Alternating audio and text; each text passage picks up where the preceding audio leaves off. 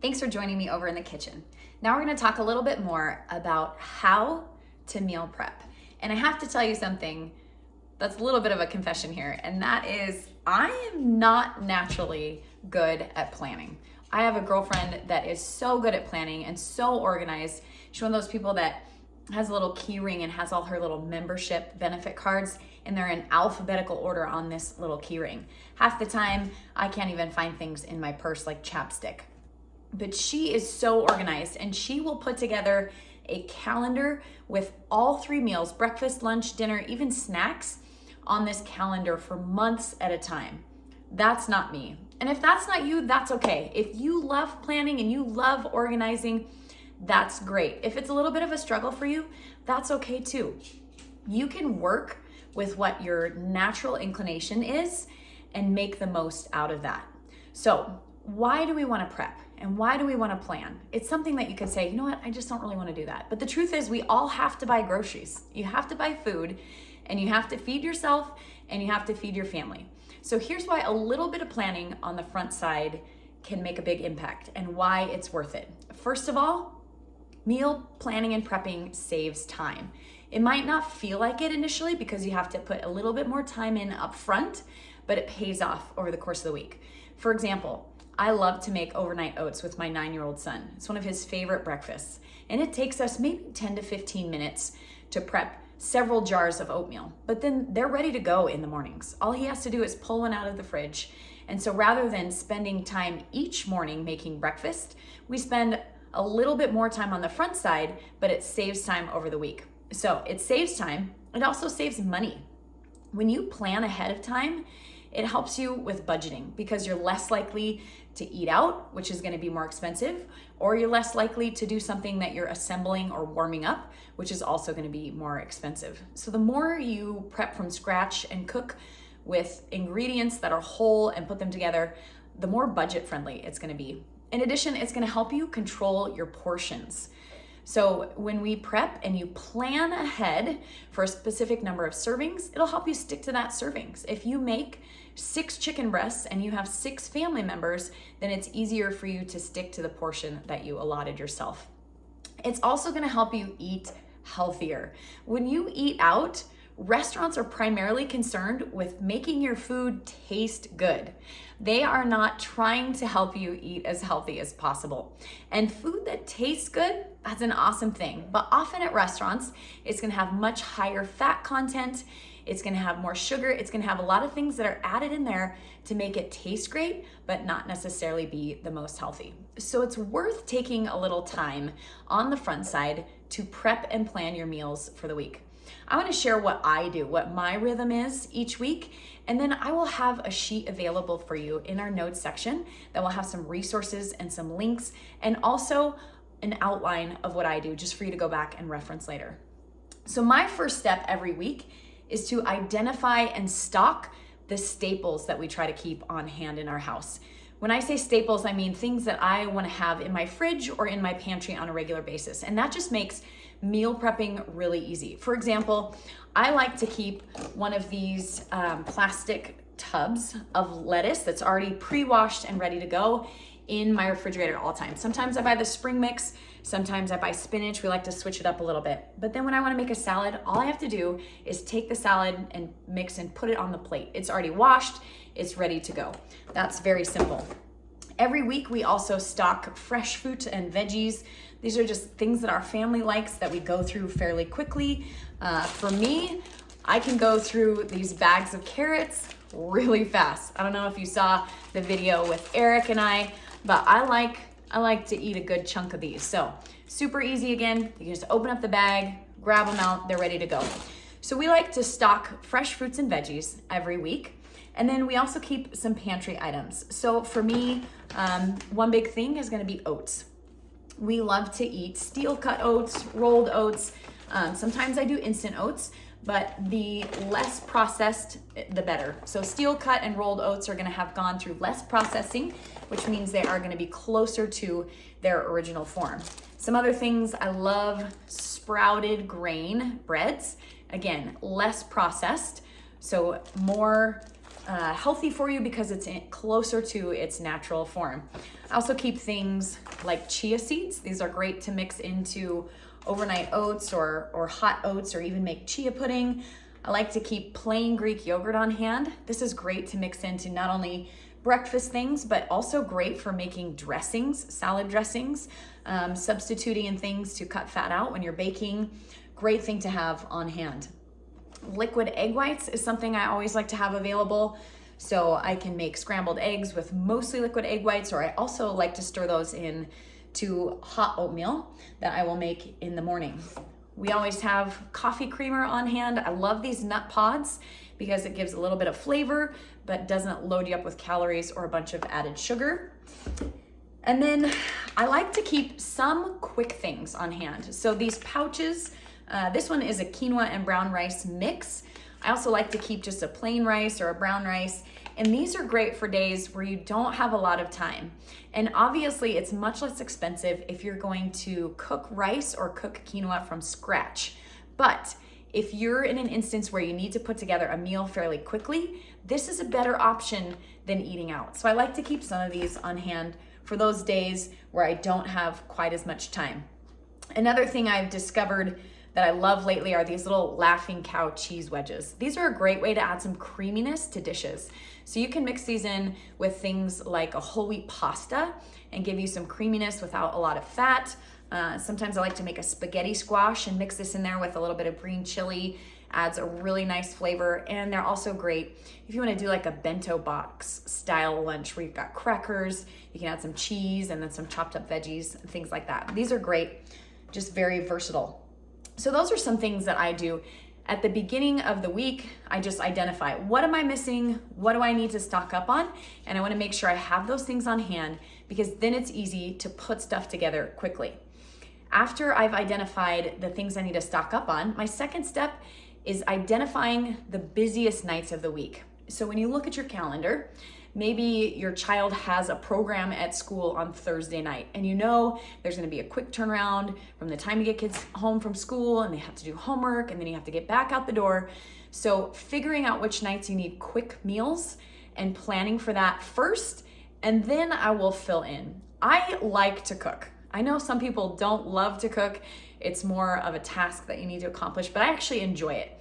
But when I'm looking at my week, I want to make sure that the meals that I'm trying something new, or I'm doing something that's a little bit more labor intensive, I'm planning specifically for that to be on a day of the week where I don't have a lot else going on. So I have plenty of time, I don't feel rushed or stressed, and I can actually enjoy the cooking process. After identifying those busiest nights of the week and planning out the dinners, then I just fill in lunches and breakfasts, and part of that with leftovers. So for me, my personality type is, if I want to keep my options open, I like to be a little bit more spontaneous. So I've tried before, making 6 lunches for the whole week, and then they're just in the fridge, and inevitably I'll find myself, I don't really feel like eating a burrito bowl today. So what works for me is just to have different options available, whether that's a salad I can throw together, or knowing I've got some tuna in the pantry and I can make a quick tuna melt on that sprouted grain bread. I like to have options. My husband, on the other hand, loves routine. And so it just depends on what works best for you. Maybe you want to make one lunch and have it go through the week.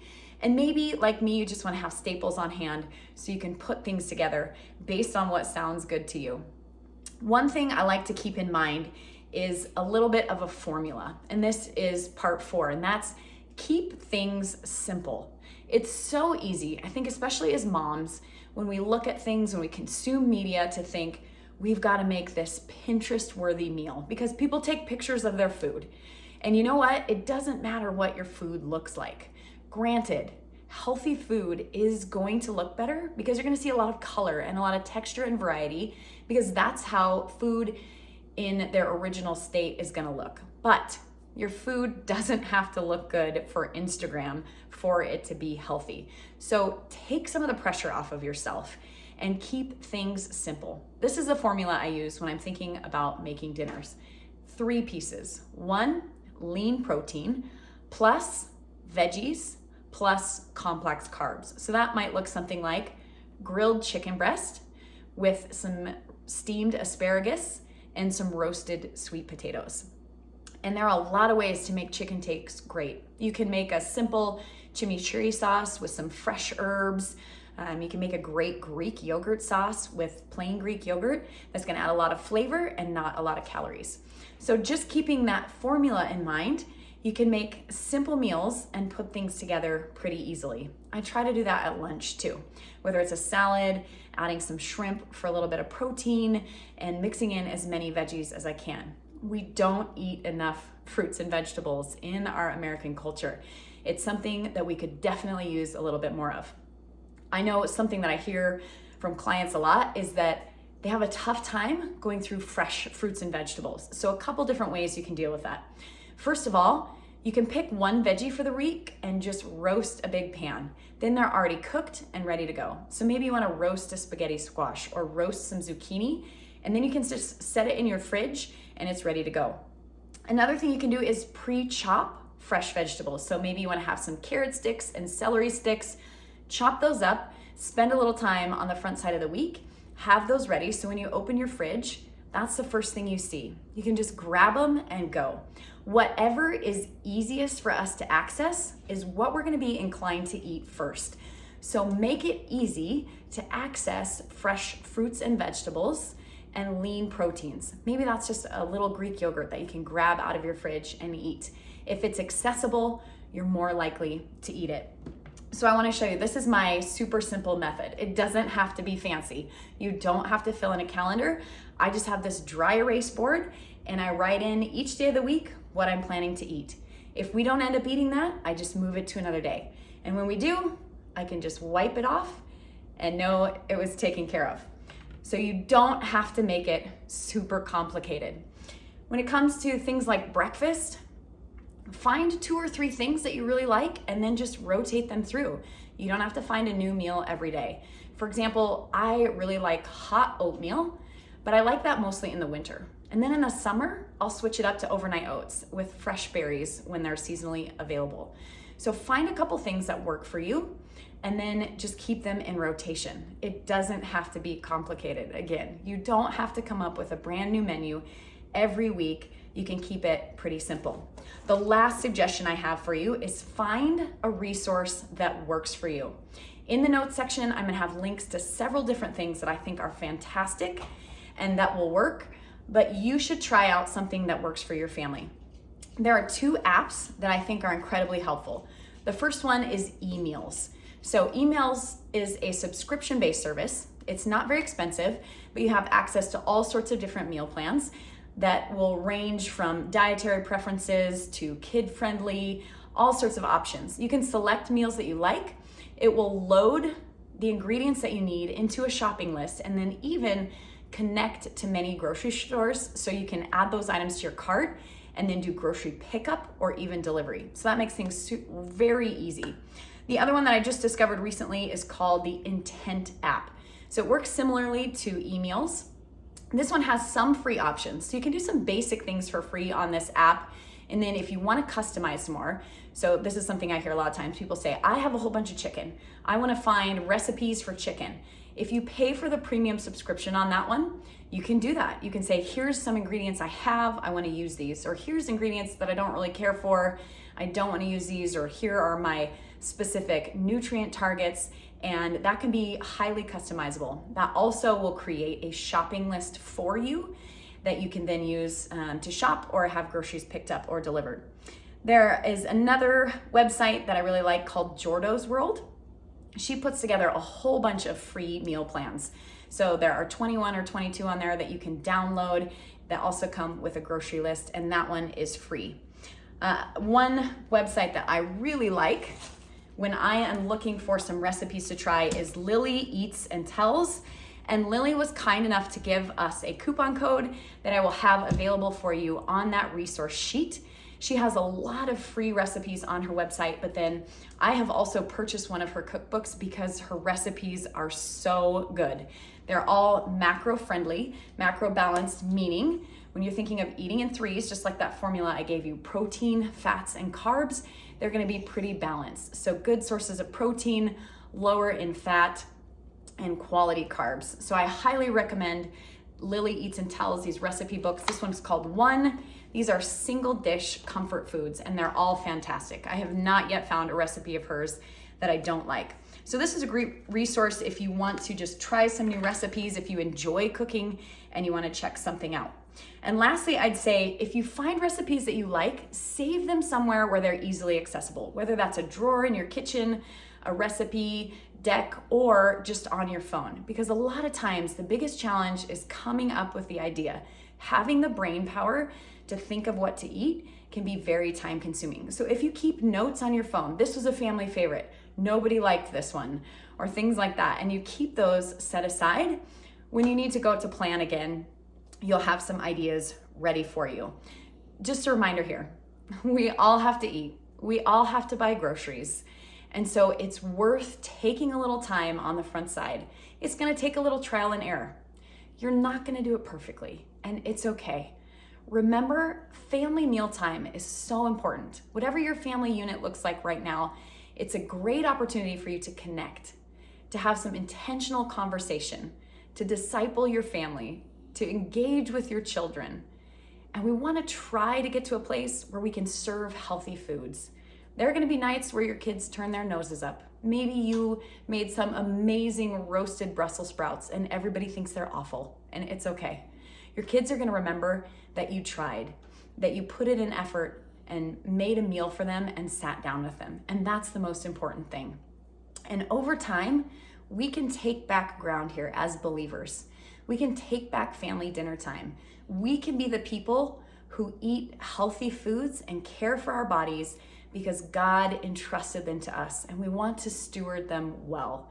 If you have any questions or you're not sure where to start with this, after checking out my resource page, I would love to hear from you, whether in the chat rooms or you can shoot me an email.